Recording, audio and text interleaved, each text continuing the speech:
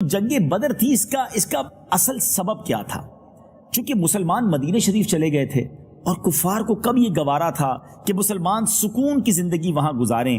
ان کے اندر ایک انتقام کی آگ جل رہی تھی کہ کسی طرح سارے مل کر یک بارگی مدینے پر کیا حملہ کر دیں، مسلمانوں پر حملہ کر دیں اور ان کو صفائے ہستی سے مٹا دیں، دنیا میں اسلام کا نام لینے والا کوئی نہ بچے۔ اور بڑے جذبے کے ساتھ، بڑی تیاری کے ساتھ یہ لوگ مکہ پاک سے روانہ ہوئے۔ اب نبی پاک علیہ الصلوۃ والسلام جب صحابہ کرام کو مدینہ شریف سے باہر لے کر نکلے تو انصار صحابہ کی طرف نبی پاک علیہ الصلوۃ والسلام نے توجہ فرمائی، کیونکہ انہوں نے پیارے آقا علیہ الصلوۃ والسلام کے ہاتھوں پر یہ بیعت کی تھی کہ ہم اس وقت تلوار اٹھائیں گے جب کفار مدینے پر چڑھ کر آئیں گے، اور یہاں تو مدینے سے باہر نکل کر جنگ کا معاملہ تھا۔ انصار سے قبیلہ خزرج کے سردار حضرت سعد بن عبادہ رضی اللہ تعالیٰ عنہ نبی پاک کا چہرہ انور دیکھ کر بول اٹھے، یا رسول اللہ صلی اللہ تعالیٰ علیہ وسلم، کیا آپ کا اشارہ ہماری طرف ہے؟ خدا کی قسم ہم وہ جانثار ہیں کہ آپ کا حکم ہو تو ہم سمندر میں کود پڑیں۔ اور ایک انصار کے معزز سردار حضرت مقداد بن اسود رضی اللہ تعالیٰ عنہ نے جوش میں آ کر عرض کیا، یا رسول اللہ صلی اللہ تعالیٰ علیہ وسلم، ہم حضرت موسیٰ علیہ الصلوۃ والسلام کی قوم کی طرح آپ سے یہ نہ کہیں گے کہ آپ اور آپ کا خدا جا کر لڑیں، بلکہ ہم لوگ آپ کے دائیں سے، بائیں سے، آگے سے، پیچھے سے لڑیں گے۔ انصار کے ان دونوں سرداروں کی تقریروں کو سن کر نبی پاک علیہ الصلوۃ والسلام کا چہرہ خوشی سے چمک اٹھا۔ ناظرین، یہ عجیب جنگ تھی۔ 313 افراد تھے بدر کے میدان میں ایمان والے، اور سامنے جو لشکر تھا وہ 1000 کا لشکر تھا۔ دونوں طرف اعداد کا بھی، یعنی یوں سمجھا جائے کہ لوگوں کی تعداد کا بھی فرق تھا اور ساز و سامان کا بھی فرق تھا۔ آئیے ذرا کمپیریزن آپ کو پیش کرتا ہوں کہ مسلمانوں کے پاس کیا تھا۔ یاد رہے کہ مسلمانوں کی تعداد 313، ان کے پاس صرف 2 گھوڑے تھے، 70 اونٹ تھے، شکستہ کمانیں، ٹوٹے ہوئے نیزے اور پرانی تلواریں تھیں، مگر ان کا جذبہ ایمانی بے مثال تھا۔ انہیں سامان جنگ پر نہیں، اللہ اور اس کے رسول پر بھروسہ تھا۔ اب جو سامنے لشکر تھا، اوپوننٹ جو تھے، ان کا حال کیا تھا؟ ان کے پاس، ان کی تعداد 1000 تھی، 100 برق رفتار گھوڑے تھے۔ مسلمانوں کے پاس 2 گھوڑے تھے، کفار کے پاس 100 گھوڑے تھے۔ ان پر 100 زرہ پوش جنگجو سوار تھے، بلٹ پروف جیکٹ جس کو آپ کہیے، پورے زرہ پوش جنگجو سوار تھے۔ 700 اعلیٰ نسل کے اونٹ، کھانے پینے کے ذخائر کے انبار، اتنا کھانا تھا کہ روزانہ اس لشکر کے لیے 9 10 اونٹ ذبح کیے جاتے اور اس کے کھانے بنائے جاتے۔ ہر شب بزم عیش و نشاط برپا کی جاتی اور یوں سمجھیے کہ ناچ گانوں کی محفلیں منعقد کی جاتی۔ اب شاعر اس کی منظر کشی کیسے کرتا ہے؟ وہ کہتا ہے، وہاں سینوں میں کینہ تھا، شکاوت تھی، عداوت تھی، یہاں ذوق شہادت اور ایمان کی حلاوت تھی۔ مجاہد جن کو وعدے یاد تھے آیات قرآن کے، کھڑے تھے صبح سے ڈٹ کر مقابل فوج شیطان کے، جو غیرت مند راہ حق میں تھے مصروف جاں بازی، ابد تک نام ان کا ہو گیا اللہ کے غازی۔ شہادت اعلیٰ منزل ہے مسلمانی سعادت کی، وہ خوش قسمت ہے مل جائے جنہیں دولت شہادت کی۔ محمد کی محبت دین حق کی شرط اول ہے، اسی میں اگر ہو خامی تو سب کچھ نامکمل ہے۔ محمد کی غلامی ہے سند آزاد ہونے کی، خدا کے دامن توحید میں آباد ہونے کی۔ سبحان اللہ، سبحان اللہ۔ تو بہرحال ناظرین، اسی جذبے کے ساتھ یہ مجاہدین جو تھے، نبی پاک کے ساتھی جو تھے، یہ بدر کے میدان میں پہنچ گئے۔ اب وہاں نقشہ ہی کچھ اور تھا، اللہ کی مدد کیسے آئی؟ اب ذرا یہ دیکھتے ہیں کہ جب نبی پاک علیہ الصلوۃ والسلام بدر کے میدان میں پہنچ گئے تو وہاں پر جانے سے پہلے کچھ بڑے ایمان افروز واقعات ہوئے۔ بچوں کو واپس بھیج دیا گیا۔ بچے بھی آ گئے تھے کہ ہم نے بھی جانا ہے جہاد کرنے، تو انہیں منع کر دیا گیا۔ انہی میں ایک ننھے منھے سپاہی جو تھے، حضرت سعد بن ابی وقاص رضی اللہ تعالیٰ عنہ کے چھوٹے بھائی حضرت عمیر بن ابی وقاص تھے۔ ایک ننھے سپاہی حضرت عمیر بن ابی وقاص تھے۔ جب ان سے واپس ہونے کو کہا گیا تو وہ مچل گئے، رونے لگے، اس طرح بلک بلک پر رونے لگے کہ نبی پاک علیہ الصلوۃ والسلام نے ان کی تڑپ کو دیکھ کر انہیں بھی ساتھ چلنے کی اجازت دے دی۔ حضرت سعد بن ابی وقاص نے اس ننھے سپاہی کے گلے میں ایک تلوار حمائل کر دی، ایک تلوار گلے میں پہنا دی۔ اب جب مدینہ پاک سے روانہ ہوئے تو پیارے آقا علیہ الصلوۃ والسلام نے حضرت ابن ام مکتوم رضی اللہ تعالیٰ عنہ کو مسجد نبوی شریف کا امام مقرر کر دیا. اور اب جب مقام روحہ میں پہنچے تو منافقین اور یہودیوں کی طرف سے کچھ خطرہ محسوس فرمایا، اس لیے آپ نے حضرت ابو لبابہ بن عبد المنذر کو مدینہ کا حاکم مقرر کر کے مدینہ شریف واپس بھیج دیا. یعنی وہاں بھی مدینہ شریف کی حفاظت کا بھی انتظام کیا گیا. اب جب بدر کی طرف چلے اور وہاں جیسے کہ میں نے بتایا کہ وہاں 1000 کا لشکر ہے، یہاں 313 کا لشکر ہے. اب وہاں جانے کے بعد کفار قریش جب بدر میں پہنچے، انہوں نے پہلے ہی یعنی کفار قریش نے کیا کیا، مسلمانوں سے پہلے ہی بدر میں پہنچ گئے اور بڑی آسان سی سیکیور جگہ پر قبضہ کر لیا. نبی پاک علیہ الصلوۃ والسلام شام کے وقت بدر پہنچے تو حضرت علی، حضرت زبیر، حضرت سعد بن ابی وقاص رضی اللہ تعالیٰ کو پہلے میدان کی طرف بھیجا تو دیکھے کہ کفار قریش کے بارے میں خبر لائیں. تو ان حضرات نے قریش کے 2 غلاموں کو پکڑ لیا جو لشکر کفار کے یہ پانی بھرنے پر مقرر تھے. نبی پاک علیہ الصلوۃ والسلام نے پوچھا کہ بتاؤ وہاں کون کون سردار آیا ہے، قریش کے بڑے لوگوں میں سے کون کون آئے ہیں؟ تو اس نے بتایا کہ عتبہ بن ربیعہ، شیبہ بن ربیعہ، ابو البختری، حکیم بن حزام، نوفل بن خویلد، حارث بن عامر، نضر بن الحارث، زمعہ بن الاسود، ابو جہل بن حشام، امیہ بن خلف، سہیل بن عمر بن عبد، عباس بن عبد المطلب وغیرہ سب اس لشکر میں موجود ہیں. یہ جب فہرست نبی پاک نے سنی تو کیا تاریخی اعلان فرمایا. نبی پاک نے فرمایا اے مسلمانوں سن لو، مکے نے اپنے جگر کے ٹکڑوں کو تمہاری طرف ڈال دیا. یعنی فل فلیش، فل پاور کے ساتھ ایچ اینڈ ایوری بڈی، یعنی یوں لگتا تھا کہ جتنے سپہ سالار تھے، جتنے بہادر ان کے تھے، جتنے سردار تھے، سب اس تیاری سے آئے تھے کہ بس یک بارگی مسلمانوں کا نام مٹا دینا ہے. یاد رہے ناظرین، اس دن کو یوم الفرقان یعنی فرق کرنے والا دن اس لیے بھی کہا جاتا ہے کہ یہ ڈیسائیڈر تھا، کیونکہ ان کا ارادہ یہ تھا کہ دنیا میں جتنے کلمہ پڑھنے والے ہیں ایک ہی باری میں سب کا صفایا کر دیا جائے. اور واقعی اگر ایسا ہو جاتا تو شاید پھر دنیا میں اللہ کا نام لینے والا کوئی اور نہ ہوتا. آگے آپ سنیں گے کہ نبی پاک نے جب بدر کی رات وہ تاریخی دعا فرمائی، اس میں الفاظ بھی کچھ اسی طرح کے تھے، مگر پھر رب نے کس خوبصورت انداز میں اپنے حبیب علیہ الصلوۃ والسلام کی مدد کی، وہ بھی آپ آگے سنیں گے. اب مسلمانوں کی باری آئی، وہ میدان بدر میں پہنچے تو جو جگہ انہیں ملی وہ ریتیلی تھی، اتنی ریتیلی تھی کہ گھوڑوں کے پاؤں دھستے تھے. پانی بھی نہیں تھا قریب، کوئی چشمہ بھی نہیں، کوئی کنواں بھی نہیں. تو اب نبی پاک علیہ الصلوۃ والسلام سے ایک صحابی نے پوچھا کہ حضور جہاں آپ ٹھہرے ہیں یہ وحی آپ کو ہوئی ہے یا ٹھہرنے کی یا کوئی فوجی تدبیر ہے؟ نبی پاک علیہ الصلوۃ والسلام نے فرمایا کہ اس بارے میں مجھے کوئی وحی نہیں اتری ہے. پیارے آقا علیہ الصلوۃ والسلام سے انہوں نے عرض کیا کہ حضور پھر ایسا کرتے ہیں کہ پانی کے چشموں کی طرف چلتے ہیں. پیارے آقا علیہ الصلوۃ والسلام نے ان کی رائے پر عمل کیا، تھوڑا آگے گئے. لیکن اب کیا ہوا کہ خدا کی شان کے جس میدان میں پیارے آقا علیہ الصلوۃ والسلام موجود تھے وہاں پر بارش ہو گئی. یعنی یہ مدد کی گئی، وہ ریت جو تھی وہ جم گئی، وہ جگہ یوں سمجھیے کہ ایسی سٹیبل ہو گئی کہ جہاں کھڑا ہونا اور لشکر کو لینا آسان ہو گیا. مسلمانوں نے اس بارش کے پانی کو روک کر حوض بنا لیے، پانی جمع کر لیا. یہ پانی وضو اور غسل کے کام آیا. سبحان اللہ. اور اسی بارش کی وجہ سے جو ان کی پکی زمین تھی اب وہ چکنی ہو گئی. وہاں غیر مسلموں کو تکلیف پہنچی، ان کو اسٹیبل ہونا مشکل ہو گیا. سبحان اللہ. قرآن میں اس بارش کا بھی ذکر ہے، اللہ نے اس مارکے سے پہلے بارش کے ذریعے کیسے مدد فرمائی. آئیے قرآن پاک کی سورہ انفال کی اس آیت کی تلاوت سنیے اور ترجمہ سنیے. وَيُنَزِّلُ عَلَيْكُم مِّنَ السَّمَاءِ مَاءً لِّيُطَهِّرَكُم بِهِ وَيُذْهِبَ عَنكُمْ رِجْزَ الشَّيْطَانِ وَلِيَرْبِطَ عَلَى قُلُوبِكُمْ وَيُثَبِّتَ بِهِ الْأَقْدَامَ. اور آسمان سے تم پر پانی اتارا کہ تمہیں اس سے ستھرا کر دے اور شیطان کی ناپاکی تم سے دور فرما دے اور تمہارے دلوں کی ڈھارس بندھائے اور اس سے تمہارے قدم جما دے.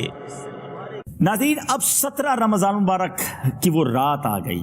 سن 2 ہجری ہے. ابھی مدینے پہنچے دوسرا ہی سال تھا، مگر ان کفار قریش کو کہاں چین آنا تھا.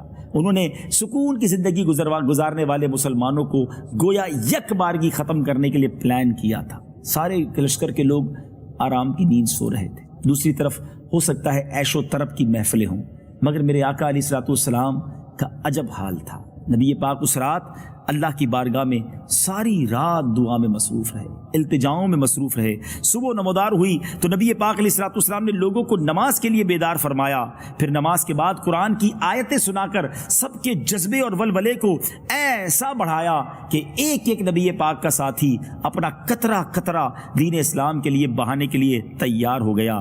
رات میں نبی پاک علیہ الصلوۃ والسلام نے کمال کی خبر دی، غیب کی خبر دی، اپنے جانثاروں کے ساتھ جنگ کی اس جگہ کا معائنہ فرمایا۔ پیارے آقا علیہ الصلوۃ والسلام کے ہاتھ میں ایک چھڑی تھی۔ ناظرین، یہ ابو داؤد شریف کی حدیث ہے، سیاہ ستہ کی کتابوں میں یہ حدیث موجود ہے۔ وہ چھڑی تھی اور نبی پاک علیہ الصلوۃ والسلام نشان لگاتے جاتے کہ فلاں جگہ پر کل فلاں اس جگہ پر فلاں کافر کی لاش پڑی ملے گی، اس جگہ پر فلاں کافر کی لاش پڑی ہوگی۔ سبحان اللہ، جب یہ غزوہ ختم ہوتا ہے تو ہمارے صحابہ کرام نے دیکھا جس جگہ نبی پاک نے نشان لگایا تھا کہ فلاں کافر یہاں مارا جائے گا، ایسا ہی ہوا اور دوسرے دن اسی مقام پر ان کی لاشیں ملی۔ ناظرین، اب یہ جب لڑائی کا وقت شروع ہونے والا تھا، اس رات جو نبی پاک علیہ الصلوۃ والسلام نے دعا کی، اللہ اکبر، روتے روتے پیارے آقا اللہ کی بارگاہ میں دعا میں مصروف تھے، اور اس دعا میں حضرت ابوبکر صدیق رضی اللہ تعالی عنہ نے جس طرح نبی پاک سے محبت کا اظہار فرمایا کہ ماجرا کچھ یوں ہے، نبی پاک ہاتھ پھیلائے یہ دعا مانگ رہے تھے کہ یا اللہ، جو تو نے مجھ سے وعدہ فرمایا ہے آج اسے پورا فرما دے۔ آپ پر رکت طاری تھی، گریا طاری تھا، اس رکت کے عالم میں چادر مبارک جو ہے وہ آپ کے کاندھوں سے نیچے گر گئی۔ کبھی آپ سجدے میں سر رکھ کر اس طرح دعا مانگتے، یا الہی، اگر یہ چند نفوس ہلاک ہو گئے تو پھر قیامت تک روئے زمین پر تیری عبادت کرنے والے نہ رہیں گے۔ سبحان اللہ، اللہ کے حبیب رو رو کر دعا کریں، پھر دعا کیسے قبول نہ ہو۔ ناظرین، پھر کیا ہوا؟ حضرت ابوبکر صدیق یار غار رضی اللہ تعالیٰ عنہ آگے بڑھے، اس چادر کو اٹھایا، نبی پاک کے کاندھوں پر رکھا اور کہا حضور آپ تسلی رکھیے، آپ بس کیجئے، خدا اپنا وعدہ ضرور پورا فرمائے گا، خدا عز و جل اپنا وعدہ ضرور پورا فرمائے گا۔ اپنے یار غار جان نثار کی بات مان کر نبی پاک علیہ الصلوۃ والسلام نے دعا ختم کر دی، اور آپ کی زبان پر یہ دعا، یہ آیت کا ورد جاری ہو گیا۔ اور وہ آیت کیا تھی؟ ان قریب کفار کی فوج کو شکست دی جائے گی اور وہ پیٹھ پھیر کر بھاگ جائیں گے۔ آپ اس آیت کو بار بار پڑھتے اور فتح مبین کی طرف اشارہ فرماتے جاتے۔ بڑے عجیب عجیب ناظرین واقعات ہوئے۔ ابو جہل جو اس امت کا فرعون نبی پاک نے جس کو کہا، جس کے غرور و تکبر کی، جس کو آپ کہیے کہ انداز ہی کچھ اور تھا، ابو جہل مارا گیا تو کیسے مارا گیا؟ ذرا سنیے گا اور ایمان تازہ کیجئے گا۔ ہوا ایسا، حضرت عبد الرحمن بن عوف رضی اللہ تعالیٰ عنہ کا بیان ہے کہ میں صف میں کھڑا تھا، میرے دائیں بائیں دو نوعمر لڑکے کھڑے تھے۔ ایک نے چپکے سے پوچھا کہ چچا جان، کیا آپ ابو جہل کو پہچانتے ہیں؟ تو میں نے اس سے کہا کیوں بھتیجے، تم کو ابو جہل سے کیا کام ہے، جنگ کا موقع ہے۔ تو انہوں نے کہا چچا جان، میں نے اللہ تعالیٰ سے وعدہ کیا ہے، عہد کیا ہے کہ میں جہاں ابو جہل کو دیکھ لوں گا یا تو اسے قتل کر دوں گا یا خود لڑتا ہوا مارا جاؤں گا، کیونکہ وہ اللہ عز و جل کے رسول کا بہت بڑا دشمن ہے، انہیں برا بھلا کہتا ہے۔ حضرت عبد الرحمن کہتے ہیں کہ میں حیرت سے ان دونوں نوجوانوں کو دیکھ رہا تھا کہ ابو جہل اس کفار کے لشکر کا بڑا سردار ہے، بڑا بہادر مانا جاتا ہے، ون آف دا لیڈر ہے، اور یہ بچے اسے قتل کرنے کی اور اسے مارنے کی باتیں کر رہے ہیں۔ اور اب دوسرے نوجوان نے بھی یہی کہا کہ جیسے ہی ابو جہل میرے سامنے آیا تو میں اس کی طرف جو ہے وہ میں بھی حملہ کر دوں گا۔ اتنی دیر میں حضرت عبد الرحمن بن عوف کہتے ہیں کہ ابو جہل میرے سامنے تلوار لہراتا ہوا آگے سے نکلا تو میں نے نوجوانوں کو اشارہ کر دیا، یہ نوجوان تیر کی طرح گویا اڑتے ہوئے دوڑتے ہوئے ابو جہل کی طرف پہنچے، مار مار کر ابو جہل کو یوں سمجھے کہ زخمی کر دیا اور اسے زخموں کی تاب نہ لا کر وہ زمین پر گر گیا۔ ابو جہل کے بیٹے اکرمہ نے جب دیکھا کہ ان کے والد پر کسی نے حملہ کیا ہے تو اس نوجوان یعنی حضرت معاذ پر وار کیا اور اس وار سے آپ کا ہاتھ جو ہے وہ کٹ گیا۔ اب وہ ہاتھ کٹ گیا تو اس سے تلوار اٹھانا بھی مشکل تھا اور وہ ہاتھ چلنے میں بھی تکلیف دیتا تھا۔ جذبہ دیکھیں کہ وہ ہاتھ چمڑی سے لٹکا ہوا تھا۔ حضرت معاذ نے اپنے پیر سے ہاتھ کو دبایا اور زور سے کھینچ کر اپنے ہاتھ کو اپنے جسم سے الگ کر دیا۔ اب ابو جہل کی آخری سانسیں تھی۔ حضرت عبداللہ ابن مسعود ابو جہل کے پاس سے گزرے، اس وقت اس کی زندگی کی کچھ رمق باقی تھی، تو حضرت عبداللہ بن مسعود نے اس کے سر پر پیر رکھ کے اسے روند ڈالا اور کہا تو ہی ابو جہل ہے، بتا آج تجھے خدا نے کیسا رسوا کیا ہے۔ مگر ابو جہل کا اس وقت بھی گھمنڈ تھا، اس وقت بھی غرور تھا۔ وہ کہتا مجھے مرنے کا غم نہیں ہے، مجھے غم یہ ہے کہ میں کسانوں کے ہاتھ مارا گیا۔ انصار چونکہ کھیتی باڑی کیا کرتے تھے، اس مردود نے مرتے وقت بھی تکبر کیا، اور نبی پاک علیہ الصلوۃ والسلام جب وہاں سے گزرے تو آقا علیہ الصلوۃ والسلام نے فرمایا ابو جہل اس زمانے کا فرعون ہے۔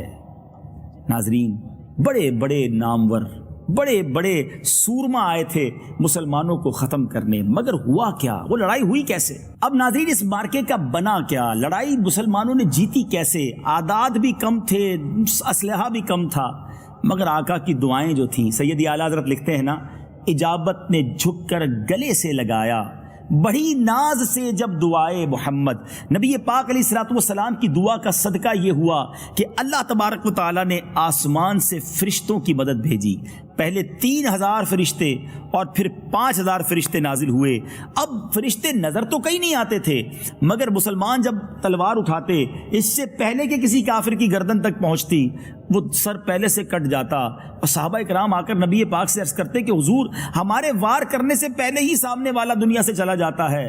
تو نبی پاک علیہ الصلوۃ والسلام نے فرمایا کہ یہ تیسرے آسمان سے تمہاری مدد آئی ہے، یہ فرشتوں کا کارنامہ ہے۔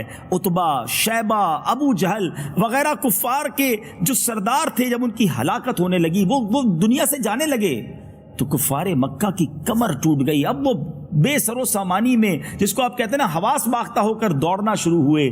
70 مارے گئے، 70 گرفتار ہوئے۔ مسلمانوں کی طرف سے بھی تقریباً 14 شہادتیں ہوئیں۔ شہدائے بدر کون کون سے ہیں؟ آئیے مبارک ہستیوں کے نام بھی سنیں۔ حضرت عبیدہ بن الحارث، حضرت عمیر بن ابی وقاص، حضرت ذو الشمالین، حضرت عاقل بن ابی بکیر، حضرت محجع، حضرت صفوان، حضرت سعد بن خیثمہ، حضرت مبشر بن عبد المنذر، حضرت حارثہ بن سراقہ، حضرت معوذ بن عفراء، حضرت عمیر بن حمام، حضرت رافع بن معلا، حضرت عوف بن عفرا، حضرت یزید بن حارث رضی اللہ تعالی عنہم اجمعین۔ ان شہدائے بدر میں سے 13 تو میدان بدر ہی میں شہید ہو گئے، مگر حضرت عبیدہ بن حارث رضی اللہ تعالیٰ عنہ چونکہ بدر سے واپسی پر منزل صفرا میں انہوں نے وفات پائی، اس لیے ان کی قبر مبارک منزل صفرا میں ہے۔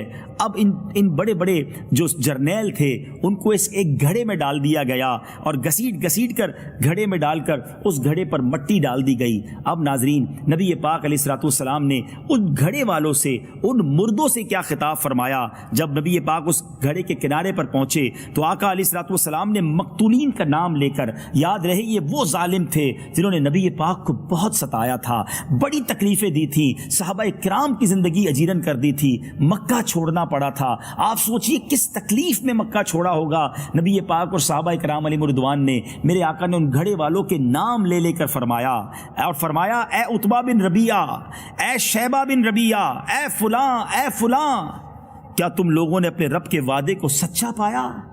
بے شک ہم نے تو اپنے رب کے وعدے کو بالکل ٹھیک سچ پایا۔ حضرت عمر فاروق رضی اللہ تعالیٰ عنہ نے جب دیکھا کہ نبی پاک علیہ الصلوۃ والسلام کفار کی لاشوں سے خطاب کر رہے ہیں تو تعجب کیا اور عرض کی حضور یا رسول اللہ، آپ ان بے روح جسموں سے کلام کر رہے ہیں؟ تو نبی پاک علیہ الصلوۃ والسلام نے ارشاد فرمایا، اے عمر، قسم خدا کی جس کے قبضہ قدرت میں میری جان ہے، تم زندہ لوگ میری بات کو ان سے زیادہ نہیں سن سکتے، لیکن اتنی بات یہ ہے کہ مردے جواب نہیں دے سکتے۔ یہ میں نے آپ کو بخاری شریف کی حدیث سنائی ہے، شاید اس حدیث سے بہت سارے کنفیوژن ختم ہو جائیں گے۔ ناظرین، بخاری شریف کی اس حدیث سے کیا شاندار مسئلہ ثابت ہوا، شاید بہت ساری کنفیوژن ختم ہو جائیں گی۔ جب کفار کے مردے سنتے ہیں تو پھر مومنین، خصوصاً اولیاء، شہداء، انبیاء وفات کے بعد یقیناً ہمارے سلام سنتے ہیں، ہماری فریادیں سنتے ہیں۔ نبی پاک علیہ الصلوۃ والسلام نے جب کفار کی مردہ لاشوں کو پکارا تو پھر خدا کے برگزیدہ بندوں یعنی ولیوں، شہیدوں اور نبیوں کو ان کی وفات کے بعد پکارنا بھلا کہاں ناجائز ہوگا؟ بلکہ اب تو بڑا آسان ہے سمجھنا۔ نبی پاک کی ایک بڑی پیاری دعا ہے جو قبرستان میں پڑھنے والی ہے۔ آقا علیہ الصلوۃ والسلام جب مسلمانوں کی قبروں کے پاس تشریف لے جاتے تو فرماتے، السلام علیکم یا اہل القبور، یغفر اللہ لنا ولکم وانتم سلفنا ونحن بالاثر۔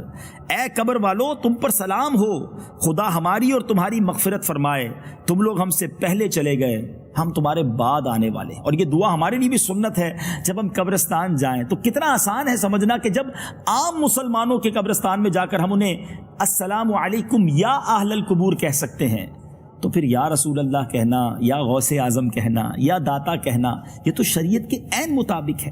امید ہے کہ یہ کنفیوژن بھی دور ہو گئی ہوگی. صلو علی الحبیب صلی اللہ تعالی علی محمد. مجھے اپنی اور ساری دنیا کے لوگوں کی اصلاح کی کوشش کرنی ہے.